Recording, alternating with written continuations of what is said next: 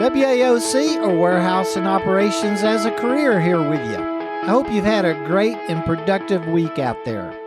I'm in Denver, Colorado this week, checking on a few facilities and enjoying looking at the mountains.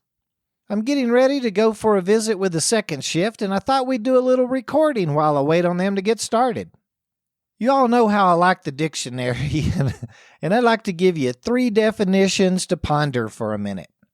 The first one is an action of leading a group of people or an organization, and I found that at businessdictionary.com.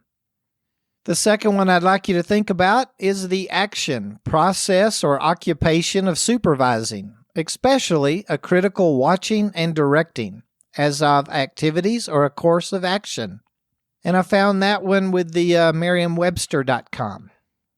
The third one is be in charge, organize, and direct, relay direction. That one came from the OxfordDictionaries.com. And as you've probably guessed, each one of them, the first one was on leadership, the second one a supervisor, and the third one a leads position.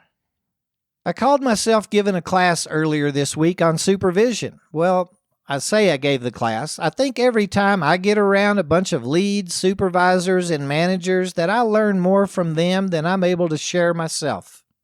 It's really exciting to see so many individuals every day that's wanting more from their jobs than just that weekly paycheck and the occasional, "Hey, good job" comment from their bosses. As we've talked about before, I think any task or job in operations can make a great career. I really enjoyed driving a forklift, and especially the time I spent as an order selector. You punch in and know exactly what needs to get done. Someone gives you the case counts, and you get it done. Clean it up, and you can punch out and go on home. Even as much as I enjoyed those tasks, and I really did love those tasks, I found myself a bit bored at times, and really wanted to learn those other tasks that came before mine and after mine. Things like how did the orders come down from sales, and how did the system put them into our batches? And how was the routing of the loads, everything put together? And why would the driver drive past stops only to go back by in the afternoon? I guess you could say, simply put, that I wanted a bit more.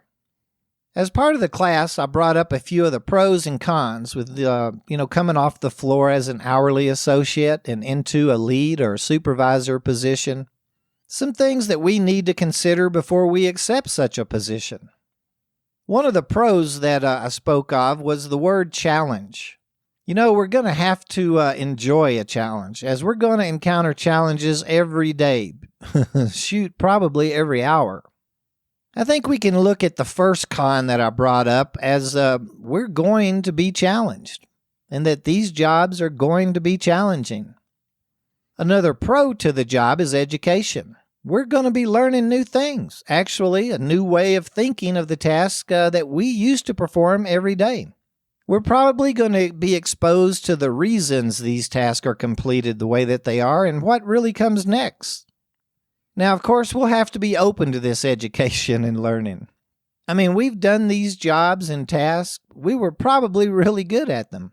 Sometimes it's difficult to learn that we were doing something wrong or there was a better way and really a reason to have done it the way that we'd been directed to do it. I think a few of the grandest pros to accepting our first role in leadership is the opportunity for growth, advancement, and of course, there's the financial aspect too. When I speak of growth, I'm thinking professionally and personally. I've found that once I was open to looking at things differently or seeing the bigger picture at work, that I started looking at things at home a bit differently also. I found for me, reanalyzing the way I felt about things, and I was much more organized, maybe because I'd look at things from every angle and not just killing time once I got off work. We mentioned opportunity. That's a great pro, but then there's the con side of opportunity knocking too.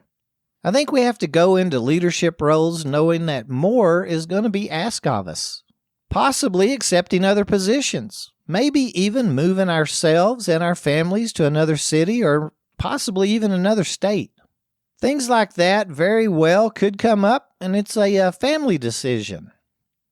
I've personally found and learned the hard way that we need to include our spouses and significant others in our decision to pursue a leadership position.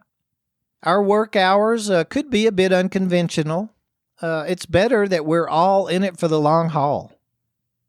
A real quick true story. Early in my career, I think I'd been a lead in the freezer for about 6 months. It was Mother's Day weekend, and I'd taken my mom and my girlfriend's mother out for breakfast. We were going to have a great morning and really enjoy the holiday. We no sooner got to our table that my pager went off, and when I called in, I was informed that our biggest customer had forgotten to order enough hams and that I needed to get up to the warehouse right now and get some pulled so someone could come by and pick them up. As you can probably guess, the day didn't end well for me at all. I gave the girlfriend money, explained to everyone that I'd be back shortly to enjoy breakfast, and I'd be right back. Long story short, I got hung up at the warehouse, and they all had to catch a taxi home. When I showed up at the house about 4 hours later, I wasn't exactly received with open arms. A little heads up, when something like this happens, you don't bring up how important it is to keep your job because it won't go the way that you thought it would. Anyway, we, and I mean our family, has to be ready, willing, and able to accept that opportunity when it comes knocking. I rounded out the pros with the words career and financial. You've probably caught on that for each pro I've mentioned, the same word and example falls in the con category also. Career and financial is no exception. We've been hourly employees and probably have worked for years with overtime being a part of our weekly earnings. Taking a leadership role could put us on a salary. I took quite a weekly pay cut with my first step into that role. I, of course, later learned my end-of-year earnings wasn't really affected. The perks of paid days off, bonuses, and incentives to help make up those monies, and honestly, the education I was receiving was priceless. For those of us that love challenges and enjoy learning or education and willing to grow, both personally and professionally, can accept opening the door on opportunity and advancement will find financial rewards and a long-lasting career in leadership and the roles and positions that it'll offer us. Again, and seriously now, any job in operations can provide us and our families a really rewarding career. We just have to enjoy what we're doing. We have to love our job. We're going to have to do it for a long time. Earlier, I mentioned how every time I'm around a group of young leads and supervisors, I learn more from them than they do from me. A few of the things they brought up, things they were very passionate about and felt were some of the important tasks they dealt with, was the responsibility of scheduling their man hours, making sure they had the coverage for the workloads. I was really impressed when describing things like discipline and corrective actions or warnings. They all used words like coaching and training. The third one was their reporting. Their daily and corporate reports. They were really taken seriously by everyone. As I kind of expected, safety was first on everyone's mind. Startup meetings, near-miss reporting, and the importance of a strong safety culture was really discussed by everyone. I really learned a lot about the different regulatory concerns each had to address also. They're very creative as a group, and all agreed there's no room for negligence of any kind. And of course, sanitation came up for every facility that was represented. Every job really entails sanitation. And one of the most impressive things, I believe the biggest and most impressive thing I learned was how much everyone agreed on the importance of customer service, both external and internal to their departments. As leaders, they all agreed our jobs are customer service related. I met a young man that just recently was promoted from an unloader position into a lead role. He's very excited and anxious to learn more about leadership. He's looking for every resource out there.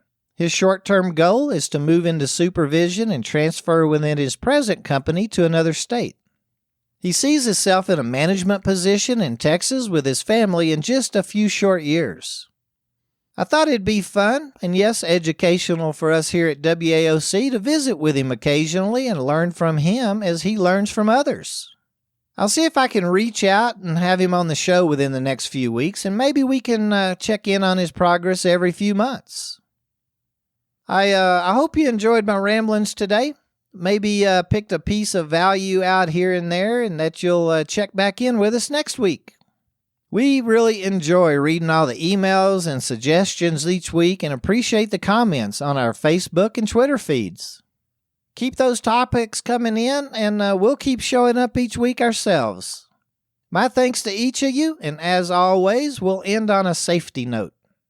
Robert W. Campbell, the first president of the National Safety Council, explained, "Safety work is today recognized as an economic necessity. It is the study of the right way to do things."